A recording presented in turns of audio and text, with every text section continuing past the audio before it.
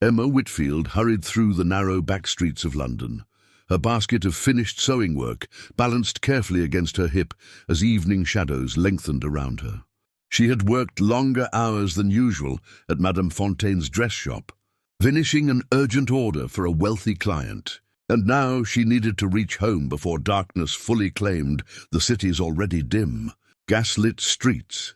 The alley she typically used as a shortcut through this particular neighborhood was usually empty at this hour, most respectable people already safely home for the evening. Tonight, however, Emma noticed movement in the shadows near a shuttered shop entrance, and she slowed her hurried pace instinctively, genuine caution building despite her exhaustion. As she drew closer, she realized the sound she'd initially mistaken for wind was actually something considerably more distressing. Quiet, genuine weeping, the kind of raw, broken sound that suggested profound heartbreak rather than simple discomfort. Emma paused, genuine uncertainty building about whether to investigate further or simply continue home as originally planned. Her practical nature typically discouraged unnecessary involvement in strangers' private difficulties, particularly in areas of London where danger could lurk behind seemingly innocent circumstances. Yet something about the genuine despair evident in that broken weeping made her hesitate. Genuine compassion overriding her usual careful caution, she approached slowly, discovering a man seated on an overturned crate near the shuttered shop's entrance, his face buried in his hands, his shoulders shaking with obvious, uncontrolled grief. Despite his clearly distressed state, Emma immediately noticed his expensive clothing, a finely tailored coat and waistcoat entirely at odds with this humble alley's typical surroundings. "Sir," Emma said gently, genuine concern overriding her initial caution, "are you quite all right?" The man's head snapped up sharply, genuine surprise evident in his tear-streaked face as he registered her unexpected presence. He was younger than she'd initially assumed, perhaps 30 years old, with strong, handsome features currently marked by obvious, raw distress. "Forgive me," he said, his voice rough with barely controlled emotion. Genuine embarrassment flickering across his expression as he quickly attempted to compose himself. "I hadn't realized anyone would witness this unfortunate display." "There's nothing to forgive," Emma said gently, settling her basket down carefully before approaching him with cautious, genuine concern. "Everyone deserves comfort during difficult moments, regardless of who might witness their pain." The man studied her carefully, genuine confusion evident beneath his obvious distress, clearly unaccustomed to such straightforward kindness from a stranger, particularly one whose modest clothing marked her clearly as working class compared to his obviously considerable wealth and status. "You needn't trouble yourself with my difficulties," he said, genuine attempt at composure evident despite his continued obvious distress. "I'm certain you have your own concerns awaiting you at home." "Perhaps," Emma acknowledged, "though those concerns can wait a few moments longer if you're genuinely in need of company during whatever has caused such considerable grief." Something in her genuine, unpretentious kindness seemed to finally break through the man's attempted composure. Fresh tears welling in his eyes despite his obvious effort at maintaining dignity. "I was meant to be married today," he admitted quietly, genuine pain evident in his broken voice. "Standing before considerable guests, before God himself, ready to pledge my life to someone I genuinely believed loved me in return." Emma felt genuine sympathy building at this unexpected admission. "What happened?" she asked gently. "She never arrived," the man said, genuine devastation evident in his hollow voice. "I stood there for nearly an hour, watching guests grow increasingly uncomfortable, before finally receiving word that she had fled the city entirely, offering no explanation whatsoever for her sudden, complete abandonment." Genuine compassion flooded through Emma's chest at this devastating revelation. "That's genuinely cruel," she said softly. "Whatever her reasons, abandoning you so completely, without proper explanation, that's a considerable unkindness." The man studied her carefully, something genuinely grateful evident behind his continued obvious pain. "You're remarkably kind to a stranger," he observed quietly. "Particularly one currently making such an embarrassing spectacle of himself in a public alley." "Grief doesn't disappear simply because witnesses might judge its expression," Emma said gently, echoing wisdom she'd learned through her own considerable difficulties throughout her modest, working-class life. "You've experienced genuine heartbreak today. There's no shame in that pain, regardless of where you find yourself experiencing it." Something in her genuine understanding seemed to provide the man considerable comfort, his shoulders gradually relaxing slightly despite his continued obvious distress. "Might I ask your name?" he said finally. "Emma Whitfield," she offered simply. "William," the man said, genuine hesitation evident before he continued. "William Ashbourne." Emma studied him carefully. Something about his name triggering distant recognition she couldn't immediately place. "That name sounds somewhat familiar," she observed. William's expression carried genuine discomfort at this observation. "I suspect it will become considerably more familiar throughout London within the coming days," he admitted quietly. "I am the Duke of Ashbourne, Miss Whitfield. Today's abandoned wedding will likely become considerable fodder for London's gossiping social circles by tomorrow morning." Genuine shock flooded through Emma's chest at this unexpected revelation. She had just spent several minutes offering casual comfort to one of London's most prominent nobles, entirely unaware of his considerable status until this very moment. "Your Grace," she said, genuine uncertainty evident as she began instinctively straightening her posture. Uncertain how properly to address someone of such considerable social standing, given her own decidedly modest circumstances. "Please," William said quickly, genuine sincerity evident in his tired voice, "don't suddenly treat me differently now that you understand my title. Your genuine kindness moments ago meant considerably more to me than any formal deference my position typically commands." Emma studied him carefully, genuine warmth building despite her obvious surprise at his unexpected identity. "Very well," she said finally, offering a small, genuine smile. "Though I confess I've never before comforted a duke in a back alley." Something genuinely appreciative flickered behind William's tired, grateful expression, the ghost of a smile briefly crossing his handsome features despite his obvious continued distress. "Nor have I ever received such genuine, unpretentious comfort from anyone within my usual social circles," he admitted honestly. "Everyone within my typical acquaintance offers careful performance rather than authentic kindness." As their unexpected conversation continued, both gradually finding genuine comfort in this strange, unlikely meeting, neither Emma nor William could have anticipated exactly how significantly this chance encounter in a quiet London alley would transform both their futures, drawing together two people from vastly different social circumstances through the simple, powerful connection of genuine human kindness during a moment of profound vulnerability. William insisted on escorting Emma safely home that evening, despite her genuine protests that a duke had no business walking a simple seamstress through London's modest working-class streets.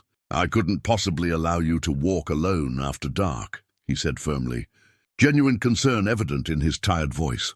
"Particularly after the kindness you've shown me tonight," Emma reluctantly agreed, genuinely appreciating his company despite her lingering disbelief about the evening's unexpected turn of events. As they walked together, William gradually shared more details about the devastating circumstances surrounding his abandoned wedding. "Lady Beatrice and I had been engaged for nearly 8 months, he explained, genuine confusion still evident in his voice. "Our families arranged the match initially, though I genuinely believed we had developed authentic affection for each other throughout our courtship." "What reason did she give for leaving?" Emma asked gently. "None whatsoever," William admitted, genuine frustration evident beneath his continued pain. "Simply a brief note delivered to my mother, stating she couldn't proceed with the marriage and had already departed London entirely. No explanation, no proper goodbye, nothing beyond that brief, devastating message. Emma considered this troubling information carefully. "That seems remarkably sudden," she observed. "Surely something specific must have prompted such a drastic, immediate decision." "I've wondered the same thing considerably," William said, genuine thoughtfulness evident in his tired expression. "Beatrice seemed genuinely content with our arrangement just days before the wedding. Something must have changed rather suddenly, though I cannot properly imagine what circumstance could have prompted such complete, immediate abandonment." As they continued walking, their conversation gradually shifted toward lighter topics. Emma sharing details about her work as a seamstress, William genuinely curious about her daily life, despite its considerable difference from his own privileged existence. "You genuinely enjoy your work?" he asked, curious. "I do," Emma confirmed. "There's something satisfying about creating something beautiful and functional with my own hands. Though I confess the hours are considerably demanding and the pay modest compared to the skill required." "Have you always worked as a seamstress?" William asked. "Since I was 14, Emma said. "My mother taught me the basic skills before she passed away, and I've continued developing my craft ever since, largely out of necessity given my family's circumstances."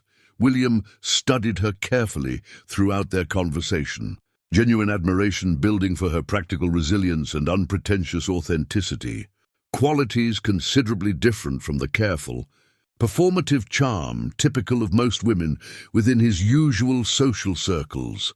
When they finally reached Emma's modest lodging house, William paused at the entrance, genuine reluctance evident about their conversation, concluding, "Thank you," he said sincerely, "for your genuine kindness tonight. I confess I hadn't expected to find such authentic comfort from a complete stranger." "You're genuinely welcome, Your Grace," Emma said, offering a warm, genuine smile despite her continued uncertainty about proper etiquette given his considerable status. "Please call me William," he said quickly, "at least when we're not in public company where such informality might prove genuinely improper." Emma felt genuine warmth at this unexpected request. "Very well, William," she said, testing his name carefully. "I hope you find proper rest tonight, despite everything you've endured." As William walked away into London's darkened streets, genuine reflection building about their unexpected encounter, he found himself already anticipating whether circumstances might allow them to meet again.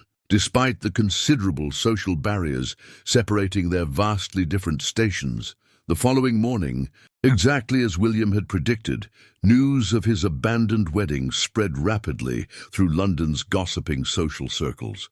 Newspapers speculated wildly about Lady Beatrice's sudden departure, various theories ranging from genuine cold feet to considerably more scandalous suggestions about William's supposed unsuitability as a husband. William endured this public humiliation with considerable difficulty, genuine embarrassment building as he navigated the following days, surrounded by whispered speculation and barely concealed curiosity from London's considerable social circles.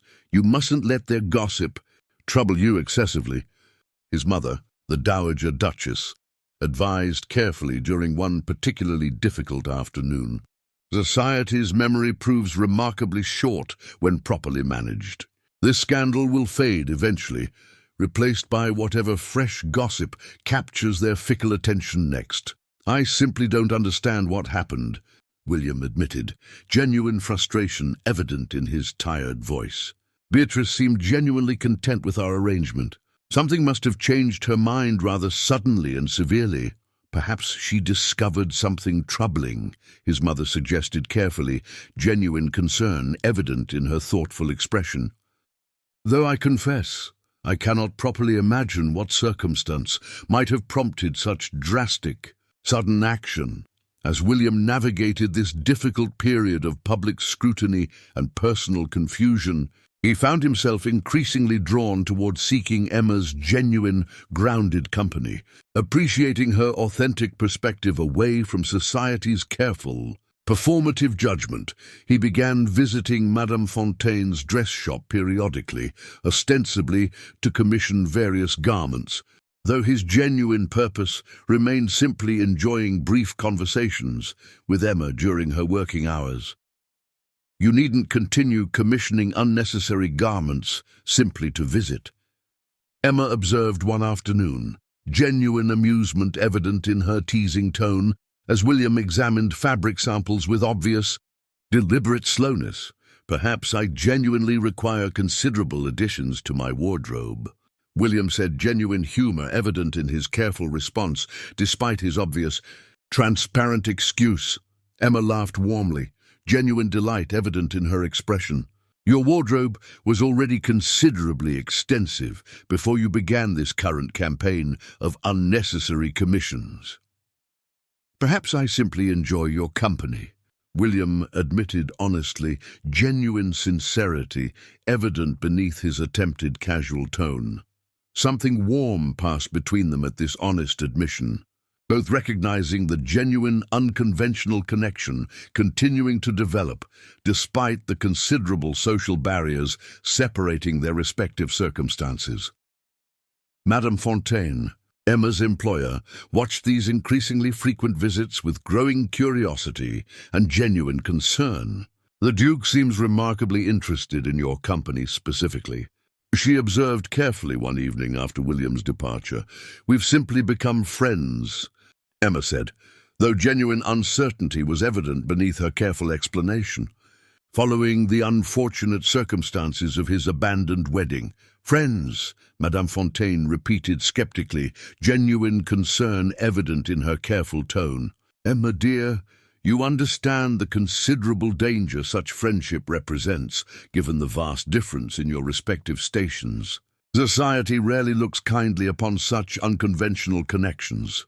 Emma considered her employer's legitimate warning carefully.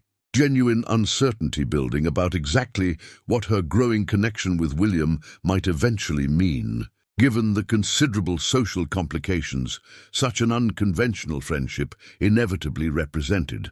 Meanwhile, unknown to either Emma or William, their increasingly frequent meetings had already attracted unwanted attention from someone with a dangerous interest in William's affairs, his cousin, Lord Pemberton, who watched these developments with calculating, ambitious interest that would soon threaten everything both Emma and William had begun building together. Within 3 weeks, London's gossiping social circles had discovered William's increasingly frequent visits to Madame Fontaine's dress shop, transforming this simple, unconventional friendship into considerable, cruel speculation throughout the city's fashionable drawing rooms. The Duke of Ashbourne, visiting a common seamstress with such remarkable frequency. Lady Whitmore observed during a particularly gossip-filled afternoon tea, genuine scandal evident in her carefully raised eyebrow. One wonders exactly what business requires such considerable, repeated attention. Perhaps he simply requires extensive wardrobe additions, another guest suggested. Genuine sarcasm evident in her knowing tone, prompting scattered, cruel laughter throughout the assembled group. Emma remained largely unaware of this considerable social speculation initially, continuing her work with quiet professional dedication, despite William's increasingly frequent visits. However, the cruel whispers eventually reached her attention through less charitable means. You should genuinely reconsider these visits from the Duke, Madame Fontaine warned carefully one evening, genuine concern evident in her worried expression. Considerable gossip has begun circulating throughout London regarding your unusual friendship. I fear for your reputation, dear, given how society typically treats women rumored to be involved with men so considerably above their station. Emma felt genuine unease building at this troubling revelation. What exactly are people saying? She asked carefully. Cruel speculation, Madame Fontaine admitted honestly. Suggestions that you're pursuing him for financial gain, or worse, that you've become his mistress despite maintaining no genuine impropriety in your friendship. Genuine hurt flooded through Emma's chest at this unfair, cruel speculation. That's entirely untrue, she said firmly, though genuine worry was evident beneath her attempted composure. We've maintained nothing beyond genuine proper friendship. I believe you completely, dear, Madame Fontaine said gently. But society rarely concerns itself with proper truth when scandalous speculation proves considerably more entertaining. When William visited later that week, Emma found herself genuinely troubled about how to properly address this concerning development. William, she said carefully, I fear our friendship has attracted considerable unwanted attention throughout London's social circles. William's expression grew genuinely troubled at this revelation. What kind of attention specifically? Cruel speculation, Emma admitted honestly, regarding the true nature of our friendship. I worry this gossip might genuinely damage both our reputations, particularly given the considerable difference in our respective social positions. William considered this troubling information seriously, genuine concern evident in his thoughtful expression. I apologize if my visits have created such difficult complications for you, he said sincerely. I genuinely hadn't considered how thoroughly society might scrutinize our friendship. I don't wish for you to stop visiting entirely. Emma clarified quickly, genuine honesty evident in her careful words. I've genuinely valued our friendship these past weeks. I simply worry about the practical consequences such considerable gossip might create for both of us. William studied her carefully, genuine warmth evident beneath his obvious concern. Perhaps we should consider meeting somewhat more discreetly, he suggested carefully, until this particular gossip naturally subsides, as such speculation typically does eventually. Emma nodded slowly, genuine relief evident that William seemed genuinely willing to consider practical solutions rather than simply abandoning their friendship entirely given society's cruel judgment. Meanwhile, Lord Pemberton had been watching these developing complications with considerable, calculating interest. As William's closest male relative and next in line for the dukedom, should anything happen to prevent William's continued succession, Pemberton had long harbored ambitious, secret hopes regarding his own potential elevation to considerably greater status and fortune. This gossip regarding William's unconventional friendship provides interesting opportunity, Pemberton observed during a private meeting with his trusted associate, Mr. Harrison, genuine calculation evident in his careful planning. If properly encouraged, such scandal might sufficiently damage William's reputation and standing within society. What precisely are you suggesting? Harrison asked carefully, simply ensuring this particular gossip continues spreading, perhaps with additional, carefully constructed embellishments that might prove considerably more damaging than the current. Relatively mild speculation, Pemberton said. Genuine, dangerous calculation evident in his careful planning. Over the following weeks, additional rumors began circulating throughout London, considerably more damaging than the initial. Relatively mild speculation regarding William and Emma's friendship. Whispers suggested William had genuinely compromised Emma's reputation through improper conduct, that their friendship represented considerably more scandalous impropriety than simple, innocent companionship. William found himself increasingly summoned before his family's considerable social circle. Genuine pressure building regarding these escalating, damaging rumors. You must properly address this scandal immediately, his mother insisted during a particularly difficult family meeting. Whether or not these rumors carry genuine truth, society's perception alone threatens considerable damage to our family's reputation and standing. There's genuinely nothing improper occurring between Emma and myself, William said firmly, genuine frustration evident in his controlled voice. We've maintained proper, respectful friendship throughout our entire acquaintance. Perception matters considerably more than truth within society's careful judgment, his mother said seriously. Regardless of your genuine intentions, continuing this friendship risks catastrophic damage to both your reputation and hers. William felt genuine conflict building within his chest, torn between his growing, genuine feelings for Emma and his family's legitimate concerns regarding society's cruel, damaging judgment. He knew he needed to properly address this escalating situation, though he genuinely struggled with exactly how to protect both his family's reputation and his authentic connection with Emma without sacrificing either entirely. That evening, William visited Emma at her lodging house, genuine seriousness evident in his troubled expression as he explained the mounting pressure surrounding their friendship. "I don't wish to abandon our connection," he said sincerely, genuine vulnerability evident in his careful words. "But I confess, I'm genuinely uncertain how to properly navigate these mounting complications without causing considerable harm to your reputation specifically."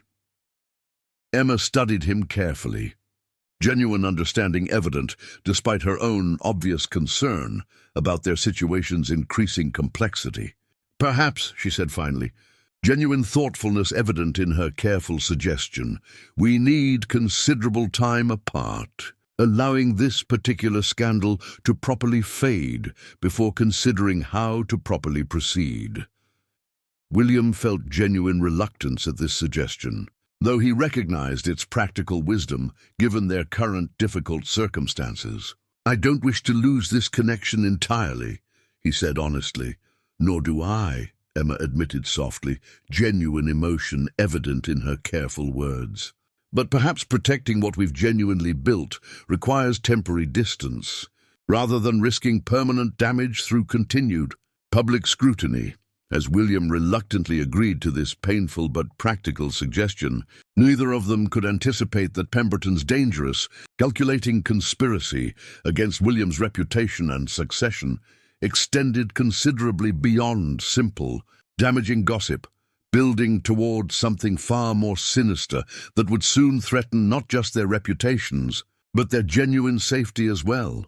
Nearly a month after Emma and William's painful decision to maintain careful distance, William received an unexpected letter that would finally reveal the complete truth behind his devastating, abandoned wedding. The letter arrived from Lady Beatrice herself, currently residing with distant relatives in Scotland, genuine remorse evident throughout her careful apologetic handwriting.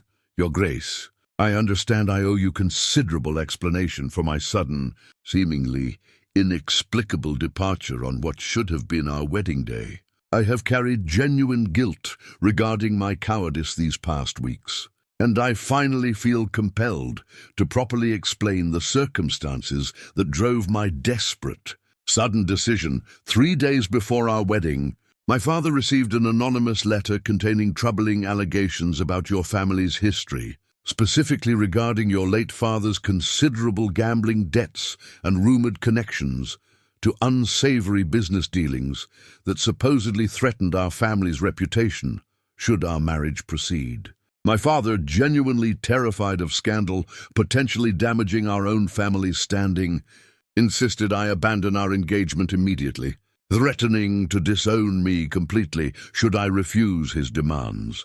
I recognize now, considerably too late, that I should have properly confronted you directly regarding these allegations, rather than simply fleeing without explanation. My cowardice caused you considerable undeserved pain, and I sincerely apologize for the devastating humiliation my sudden departure created. I do not know who sent that anonymous letter, though I suspect, given certain troubling details included, that whoever crafted it possessed intimate knowledge of your family's private affairs. With genuine regret, Beatrice William read this devastating letter multiple times, genuine shock and dawning understanding building steadily as he processed this shocking revelation. Someone had deliberately orchestrated his abandoned wedding through calculated, malicious deception, though he genuinely struggled to understand who might possess both the knowledge and motivation for such a devastating betrayal. He immediately summoned his trusted estate manager, Mr. Whitby, who had served his family faithfully for considerable years. "I need you to investigate something considerably serious," William said firmly, showing him Beatrice's revealing letter. Someone deliberately sabotaged my wedding through calculated deception. I need to understand exactly who possessed both the knowledge and motivation for such a devastating betrayal." Mr. Whitby studied the letter carefully, genuine concern evident in his thoughtful expression.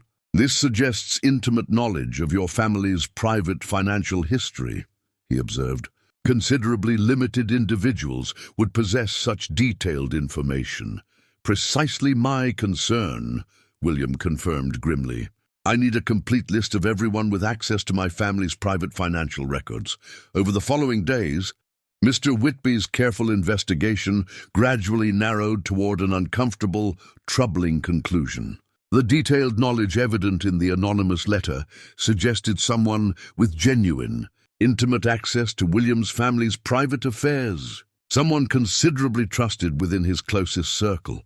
"Your Grace," Mr. Whitby reported carefully during a tense meeting, "I've identified several individuals with theoretical access to this information. However, one name stands out considerably, given both access and potential motivation." "Who specifically?" William demanded, genuine dread building despite his determination to understand this devastating betrayal. "Lord Pemberton," Mr. Whitby said carefully. "As your closest male relative, he's maintained considerable access to family financial records throughout the years. Additionally, should your marriage to Lady Beatrice have proceeded successfully, producing legitimate heirs, his own position as your successor would become considerably less certain." William felt genuine cold shock building at this troubling revelation. Pemberton had been his closest confidant throughout their shared childhood, someone he genuinely trusted implicitly, despite their considerable difference in temperament and ambition. "I cannot properly believe Pemberton would orchestrate something so genuinely devastating," William said, genuine disbelief evident in his troubled voice. Though uncomfortable understanding was building steadily, despite his reluctance to accept this painful possibility. "I understand this suspicion carries considerable painful implications," Mr. Whitby said gently. "Though the evidence, while circumstantial, does suggest genuine cause for careful, thorough investigation." William considered this troubling revelation seriously, genuine determination building despite his obvious emotional turmoil. "I need absolute confirmation before confronting Pemberton directly," he said firmly. "Continue your investigation discreetly. I want undeniable proof before making any accusations that could permanently damage our family relationship without proper justification." As Mr. Whitby departed to continue his careful investigation, William found himself genuinely struggling with the emotional weight of this devastating possible betrayal, compounded by his continued painful separation from Emma, given their earlier difficult decision.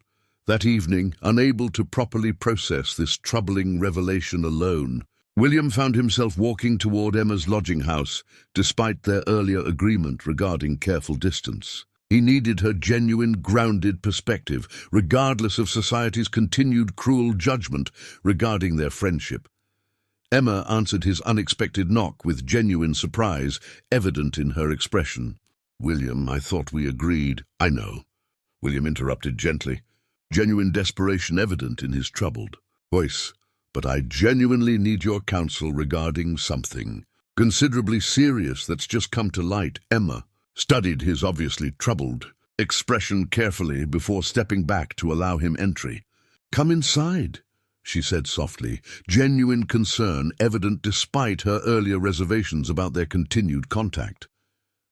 William shared Beatrice's revealing letter and his troubling suspicions regarding Pemberton's possible involvement, genuine relief evident as he finally properly processed this devastating information alongside someone he genuinely trusted.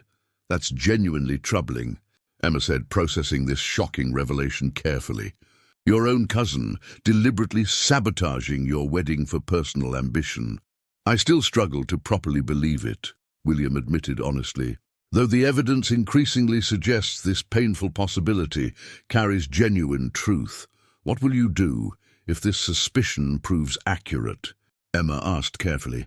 William considered this difficult question seriously. I don't genuinely know, he admitted. Pemberton has been my closest confidant throughout considerable years.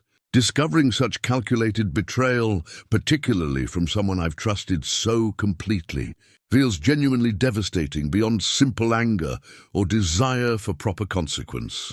Emma reached for his hand gently, genuine comfort evident in her careful touch. Whatever you decide, William, you needn't navigate this difficult discovery entirely alone. Something warm and genuinely grateful passed through William's chest at her sincere offer of continued support, despite their earlier difficult agreement regarding careful distance. Thank you, he said sincerely. I've genuinely missed your company these past weeks. Regardless of society's cruel judgment regarding our friendship, I've missed you as well, Emma admitted softly, genuine warmth evident in her careful words. As their conversation continued, both finding genuine comfort in reconnecting, despite society's continued disapproval. Neither could anticipate exactly how dangerous Pemberton's ambitious conspiracy would prove once his calculated betrayal finally, completely came to light. Mr. Whitby's continued investigation finally yielded undeniable, conclusive evidence 1 week later. A servant within Pemberton's household, genuinely troubled by his employer's suspicious behavior, had come forward with damning information regarding correspondence Pemberton had secretly maintained with Lady Beatrice's father throughout the weeks preceding William's abandoned wedding. This confirms everything, Your Grace, Mr. Whitby reported gravely, presenting William with copies of intercepted correspondence, clearly demonstrating Pemberton's calculated involvement. He deliberately fabricated allegations regarding your father's supposed gambling debts. Knowing such fabricated scandal would genuinely terrify Lord Beatrice's father into demanding his daughter's immediate withdrawal from your engagement. William felt genuine, cold fury building as he processed this undeniable confirmation of his cousin's calculated, devastating betrayal. Why? He asked, though he genuinely suspected he already understood the answer, given Pemberton's ambitious nature. Financial records suggest Lord Pemberton has accumulated considerable debts of his own, Mr. Whitby explained carefully. Should you remain unmarried and considering your continued lack of legitimate heirs, his position as your eventual successor remains secure. Your successful marriage, however, particularly one likely to produce legitimate children, would permanently eliminate his ambitious hopes regarding eventual succession to your title and considerable fortune. William absorbed this devastating confirmation with genuine, controlled anger. I need to confront him directly, he said firmly, properly, with this undeniable evidence, ensuring he understands precisely the consequences awaiting such calculated, devastating betrayal. That same evening, William arranged an urgent meeting with Pemberton at his cousin's private residence, Mr. Whitby accompanying him with the damning evidence carefully secured. Pemberton greeted William with his usual practiced charm, though genuine unease flickered briefly behind his controlled expression as he noticed Mr. Whitby's serious demeanor. William, cousin, what brings you here so unexpectedly this evening? The truth, William said coldly, placing the intercepted correspondence directly before Pemberton. I know precisely what you did, Pemberton. The fabricated allegations, your secret correspondence with Lord Beatrice, your calculated destruction of my wedding for your own ambitious gain. Pemberton's practiced composure finally cracked completely as he processed the undeniable evidence now displayed before him. William, don't insult me with denial, William interrupted sharply, genuine fury evident beneath his controlled tone. The evidence is undeniable.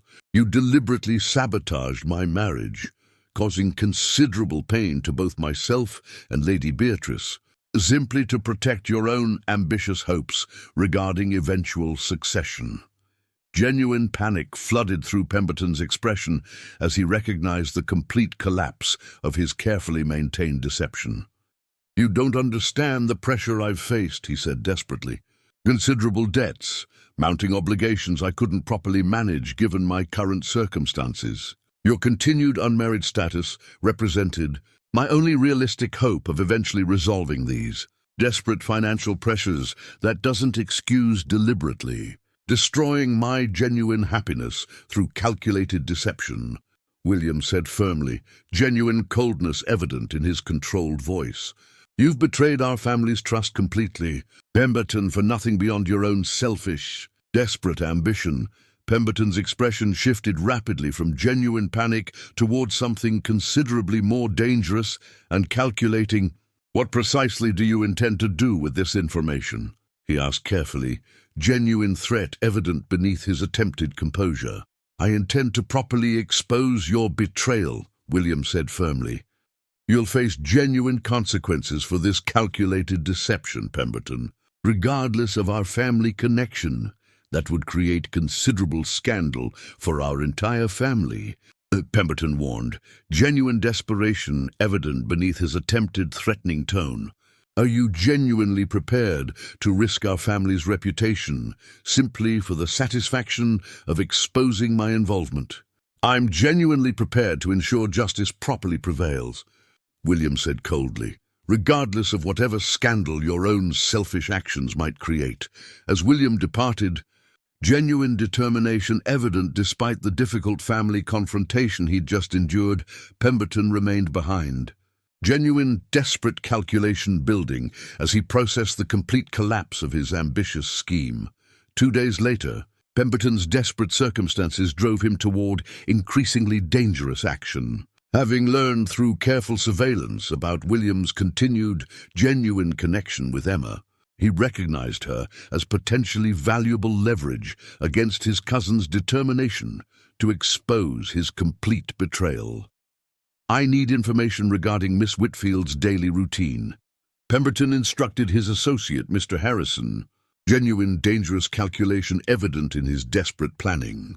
If William intends to properly ruin me through public exposure, perhaps I need considerable leverage to properly discourage such devastating action. What precisely are you suggesting? Harrison asked carefully, genuine unease evident in his hesitant tone. Simply ensuring William understands the genuine consequences of pursuing this exposure, Pemberton said coldly. If Miss Whitfield's safety becomes genuinely uncertain, perhaps my cousin will reconsider his determination to destroy my reputation and remaining prospects entirely. Meanwhile, entirely unaware of Pemberton's dangerous, desperate scheming, Emma continued her regular work at Madame Fontaine's shop, genuine happiness evident despite society's continued disapproval regarding her renewed friendship with William. Their careful reconciliation had brought genuine warmth back into both their lives, despite the considerable complications still surrounding their unconventional connection. You seem genuinely happier lately, Madame Fontaine observed carefully one afternoon, genuine curiosity evident in her thoughtful expression. William and I have reconciled our friendship, Emma admitted honestly, genuine warmth evident in her careful explanation. Despite society's continued disapproval, I've realized genuine happiness matters considerably more than avoiding cruel gossip entirely. Madame Fontaine studied her carefully, genuine concern still evident beneath her obvious happiness for Emma's renewed connection. I simply hope this happiness doesn't come with considerable unexpected cost, she said carefully, genuine worry evident in her thoughtful tone. Emma had no way of knowing exactly how prophetic her employer's careful concern would soon prove, as Pemberton's desperate, dangerous scheme began moving directly toward threatening her safety, hoping to leverage her vulnerability against William's determined pursuit of proper justice regarding his cousin's calculated betrayal. That evening, as Emma walked her usual route home from the dress shop, she noticed an unfamiliar carriage following at a distance, genuine unease building despite her attempts at dismissing this observation as simple coincidence rather than genuine, deliberate surveillance. The following evening, as Emma finished her work and prepared for her usual walk home, Mr. Harrison approached her directly outside Madame Fontaine's shop, his expression carrying calculated, false politeness that immediately triggered Emma's instinctive unease. "Miss Whitfield," he said smoothly, "Lord Pemberton requests a brief word regarding a matter of considerable importance." Emma studied him carefully, genuine caution-building despite his outwardly polite demeanour. "I'm not acquainted with Lord Pemberton," she said carefully. "I cannot properly imagine what business he might have with me specifically." "It concerns your friendship with the Duke of Ashbourne," Harrison said, genuine calculation evident beneath his careful politeness. "Lord Pemberton believes you deserve proper understanding regarding certain complications surrounding that particular friendship." Genuine unease built steadily within Emma's chest, though her practical nature encouraged proper caution rather than immediate refusal, given the potentially important information being offered. "Very well," she said finally, though genuine wariness remained evident in her careful response. "Where might I find Lord Pemberton?" "His carriage waits just around the corner," Harrison said, gesturing toward the indicated direction. Emma followed cautiously, her instincts screaming warning, despite her attempted rational justification for proceeding. As they rounded the corner, she discovered not simply a carriage, but two additional men waiting alongside Pemberton himself. Genuine danger evident in their calculated, coordinated positioning. "Miss Whitfield," Pemberton said, genuine false pleasantness evident in his careful greeting. "I apologize for this somewhat unconventional approach. Those circumstances require rather more privacy than a public street typically allows." Genuine alarm building rapidly, Emma attempted to step back toward the relative safety of the busier street behind her, though Harrison's firm grip on her arm prevented easy retreat. "What exactly is this about?" she demanded, genuine fear evident beneath her attempted composure. "Simply ensuring proper cooperation regarding a delicate family matter," Pemberton said coldly, his earlier false politeness completely evaporating. "You'll accompany us quietly, Miss Whitfield, and perhaps this unpleasant situation can conclude without unnecessary complication." Despite her genuine terror, Emma attempted desperate resistance, though the combined strength of Harrison and Pemberton's additional men quickly overwhelmed her efforts. Within minutes, she found herself forced into the waiting carriage. Genuine panic building as they departed rapidly through London's darkening streets. Meanwhile, William, having arranged to meet Emma that same evening, arrived at Madame Fontaine's shop only to discover genuine alarm from the shop's proprietor. "She left at her usual time," Madame Fontaine reported, genuine worry evident in her troubled expression, though one of the other seamstresses mentioned witnessing her speaking with an unfamiliar man just outside before departing in an unusual erection. Genuine dread flooded through William's chest as he processed this troubling information. "Can you describe this man?" he asked urgently. The description Madame Fontaine provided, combined with William's own growing suspicion regarding Pemberton's desperate, dangerous circumstances, immediately confirmed his worst fears. "Pemberton," he said grimly, genuine fury building beneath his controlled exterior. "He's taken her."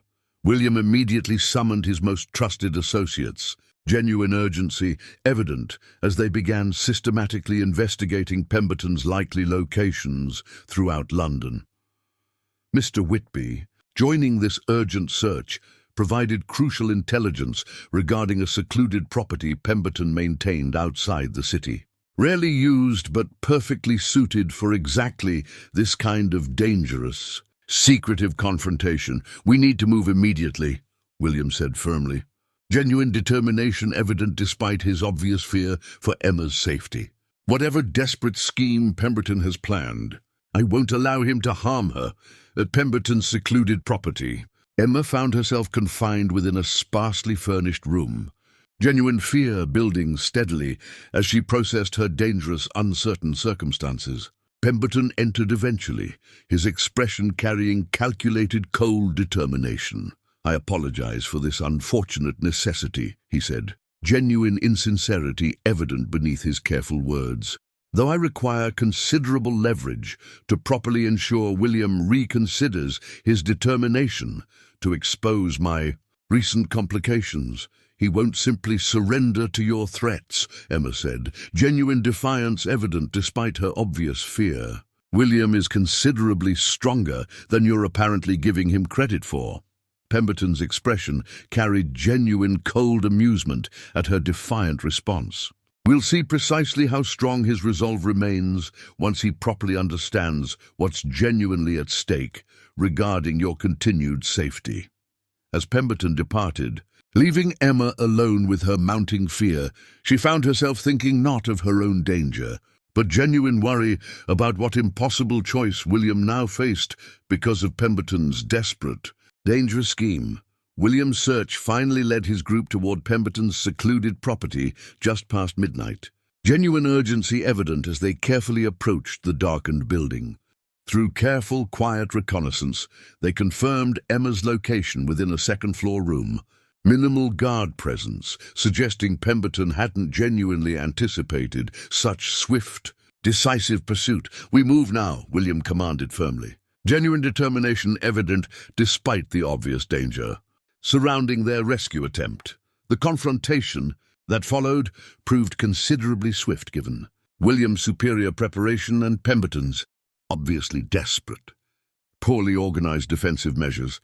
Within minutes, Pemberton's remaining guards had been properly subdued, William himself moving urgently toward Emma's confined location.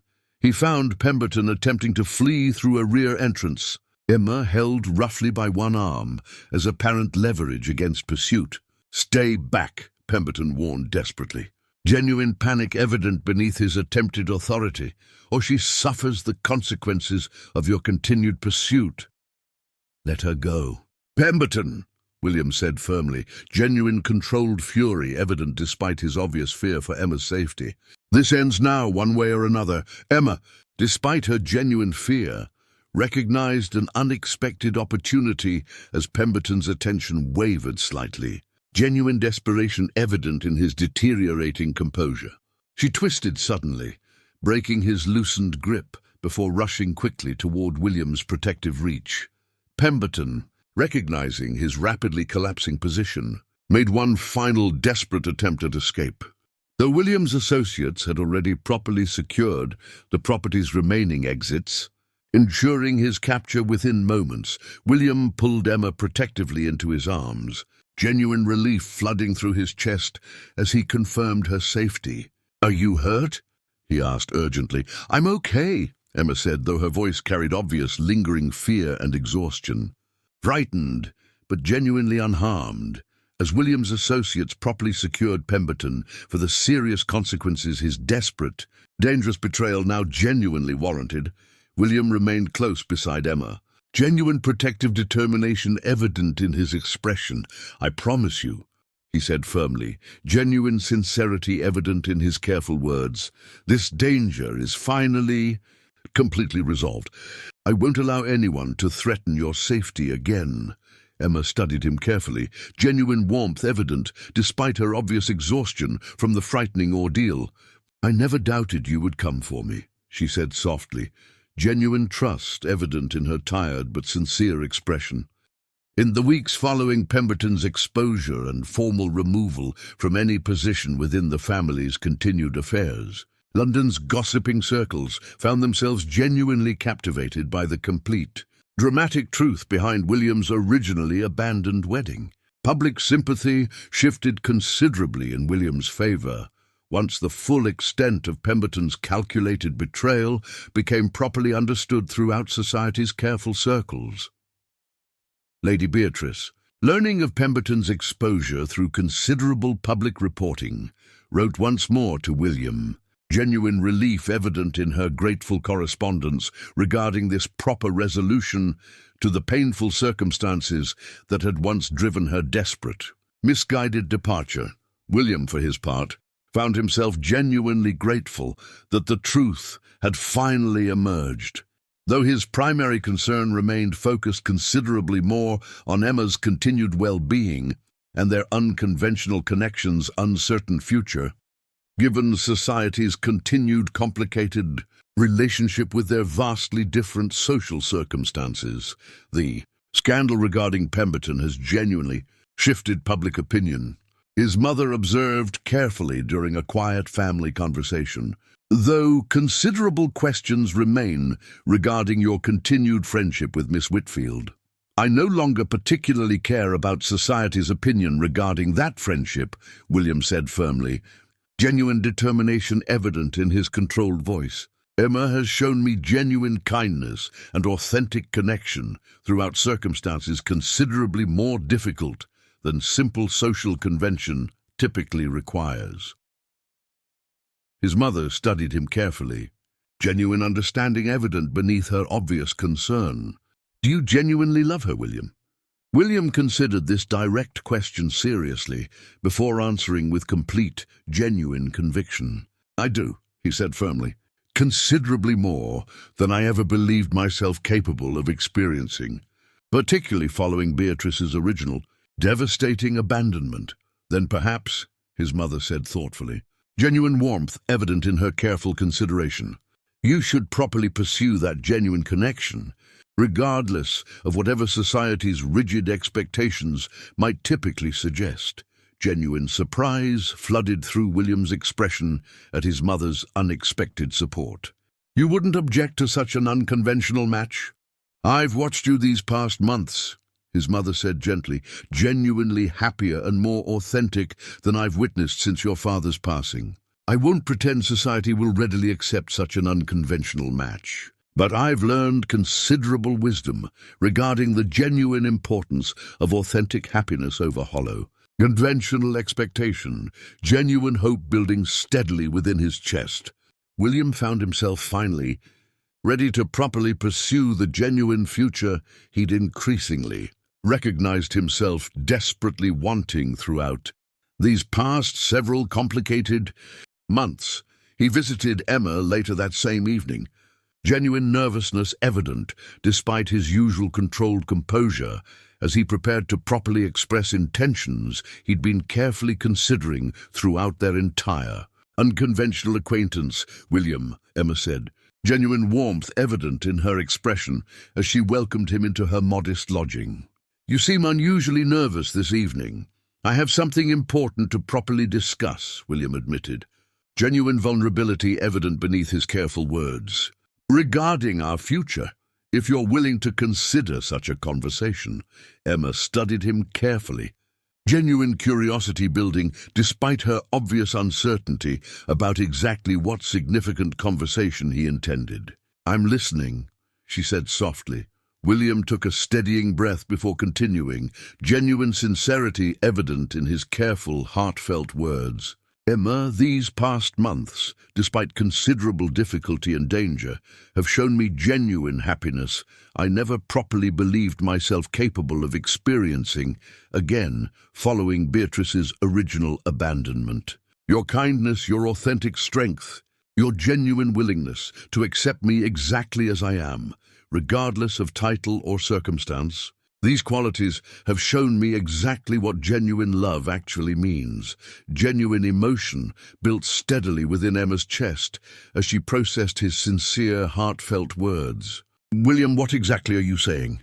I'm saying, William continued, genuine determination evident despite his obvious vulnerability, that I love you completely, Emma, not simply as genuine friendship, but as the kind of authentic, lasting love I want to properly build my entire future around, regardless of whatever social complications such an unconventional match might create. Emma felt genuine tears building at his sincere admission. William, I love you as well, she said softly, genuine conviction evident in her heartfelt response. Though I confess, genuine uncertainty remains regarding exactly how society might properly receive such an unconventional union between a duke and a simple seamstress. I no longer particularly care about society's rigid expectations, William said firmly, genuine conviction evident in his careful words. I care considerably more about genuine happiness, about building authentic partnership with someone who genuinely values me beyond simple title or fortune. William knelt carefully before her, genuine sincerity evident in his heartfelt expression as he continued. Emma Whitfield, would you do me the profound honor of becoming my wife? Not simply for genuine convenience or practical arrangement, but because I love you completely, and I want to properly build our future together, regardless of whatever society might think of such an unconventional choice. Genuine joy flooded through Emma's expression as she processed this heartfelt, sincere proposal. Yes, she said immediately, genuine happiness evident in her tearful, radiant smile. Absolutely yes, William, as William gently placed a beautiful ring upon her finger. Genuine happiness building steadily between them, despite the considerable social complications their unconventional union would inevitably create. Both understood clearly that genuine love mattered considerably more than hollow, conventional expectation. Their wedding, held 6 months later, proved considerably smaller and more intimate than William's originally planned grand society affair, though genuine happiness radiated throughout the modest, heartfelt ceremony attended by close family and genuine friends, rather than society's typically superficial obligations. Madame Fontaine, watching with genuine tears of happiness as Emma exchanged vows with the man who had once wept in a quiet London alley, found herself genuinely grateful for the remarkable, unlikely journey that had brought them to this joyful moment. As William and Emma shared their first dance as husband and wife, genuine happiness evident throughout their radiant expressions. Despite the considerable social scandal, their unconventional marriage continued generating throughout London's gossiping circles. William found himself reflecting on the remarkable path that had brought them together. "Do you remember?" he said softly, holding Emma close as they moved together through their gentle first dance. "How thoroughly devastated I felt that evening you discovered me weeping in that quiet alley." Emma smiled warmly, genuine happiness evident in her radiant expression. "I remember genuine concern for a complete stranger's obvious distress," she admitted, "though I never could have properly imagined that chance encounter would eventually lead us here. Your genuine kindness that evening changed everything for me," William said sincerely, genuine warmth evident in his tender expression. "You showed me authentic compassion when I genuinely needed it most. Regardless of my considerable social standing or your own modest circumstances, I simply offered genuine kindness to someone in obvious need," Emma said softly. "I never anticipated that simple compassion would lead toward genuine, lasting love." As their wedding celebration continued joyfully around them, both William and Emma understood clearly that their unconventional journey, beginning with a chance encounter neither had anticipated, had ultimately proven that true nobility lay not in inherited title or considerable fortune, but in the genuine courage to choose authentic happiness over society's hollow, rigid conventions. Sometimes they both understood now, watching each other with genuine, unwavering love throughout their joyful celebration. The most meaningful connections arrive through the most unexpected circumstances, transforming a moment of profound vulnerability into the genuine foundation for a lifetime of authentic, lasting happiness together.